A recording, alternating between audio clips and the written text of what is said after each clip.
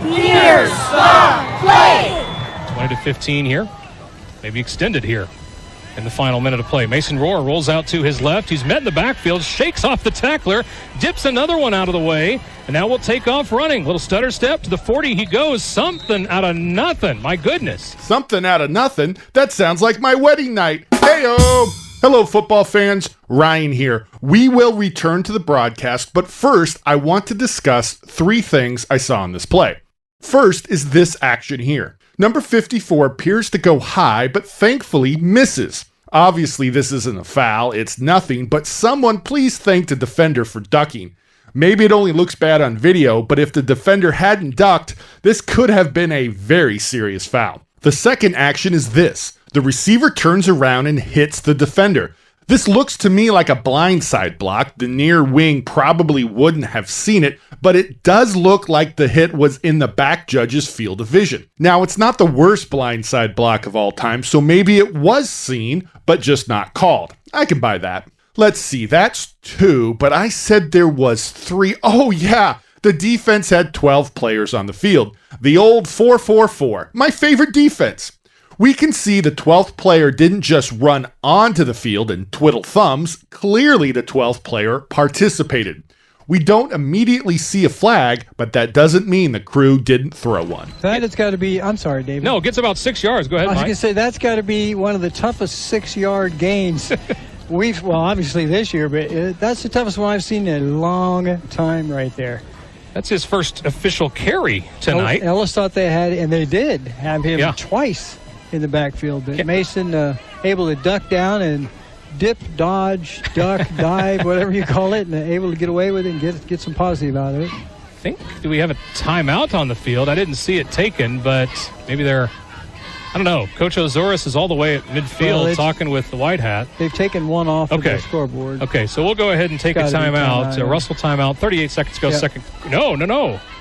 Beg your pardon. Here comes a flag. And that's going to be the same on Ellis. Yeah, the same signal that. I'm going to step down the press box. Absolutely. Yeah, it is a timeout, but a flag here late on Ellis. And let's get a quick 30-second break here. 38 seconds to go, 20-15, the 5-point lead for Russell. You're listening to Bronco Football, presented by Ehlers Chevrolet. The broadcast goes to commercial, audio only, as this game was also being broadcasted on the radio. The crew signaled this foul, but I think they called this foul, but they should have called this foul. We got some sleuthing conducted here by Mr. Blanky. Illegal substitution, the penalty there on Ellis, but it was a timeout expended by Russell as well. 2nd down and 5 on the way here from their own 40-yard line.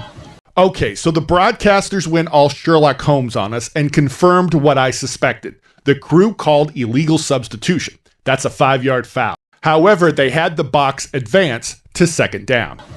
They go left to right here. Mason Rohr from the shotgun back to pass. Rolls to his right. Still on his feet. Slips a tackler. Will pick up a first down as he kind of falls down right at the 45. He may be just short of the first down. In fact, a timeout again. After the play, a timeout is called, but the box doesn't change. It's still 2nd down.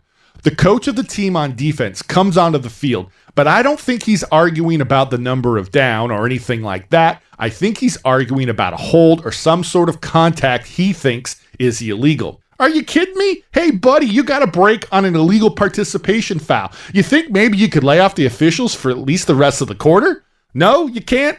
All right. The second down play results in a sack. We have another timeout because coaches have them and therefore they must use them. The 3rd down play results in a first down, despite the fact that the defense used, once again, the old 4-4-4. Hey, if you're not cheating, you're not trying, right? Unlike the previous play, the crew flags this foul.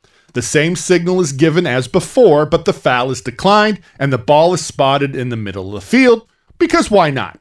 Originally, on our original play, I originally thought the crew called illegal substitution and enforced the 5 yards from the previous spot. The coach accepted the foul because the coach would rather have 1st and 5 than 2nd and 4. The box, however, flipped to 2nd down. After the play, the crew realized their mistake and left the box at 2nd down to correct it. So a down wasn't lost. While I think that explains what happened to the downs, The second 12 players on the field really has me flummoxed.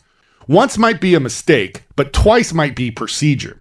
This game took place in the great state of Kansas. Perhaps the Sunflower State officiates these types of fouls differently than my state of Washington. If anyone can confirm this, please let us know in the comments section below.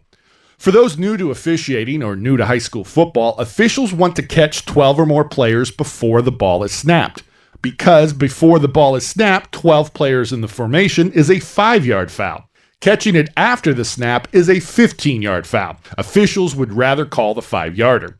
Bottom line, if we know there's 12 players on the field before the snap, we want to make sure the ball doesn't go live. Now, officials are human and humans make mistakes. We miss fouls, so we can also miss 12 players on the field, although we hope these types of mistakes are few and far between. I think 12 or more players on the field is a major safety issue. At the high school level, that extra player can really do some damage. I mean, some teams have enough trouble with 11 on 11, much less 11 on 12.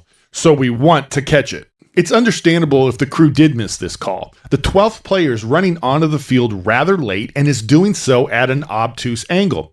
It's understandable the near wing missed it, but we hope another official can see this player run onto the field and at the very least either recount when it's safe to do so or get the crew together after the play and discuss the matter.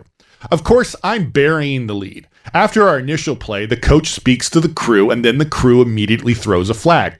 The perception is the coach called the foul.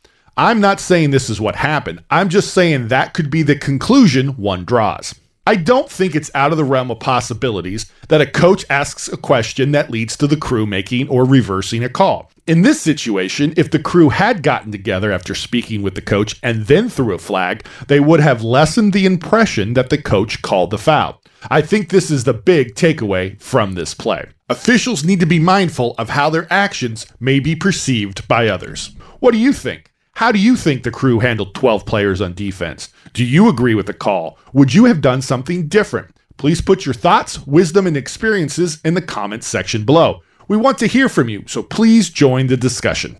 For some of you, the season has already started. For others, it's about to start. Regardless, I hope these videos help you get ready to take the field and you have a great 2024 season. Be safe, have fun, and thank you for watching. If you're already a high school football official, have a great season. If you're not a high school football official, now is the perfect time to become one. Contact the Evergreen Football Officials Association and we'll help you make it happen. Until next time, we're the EFOA, making good officials better.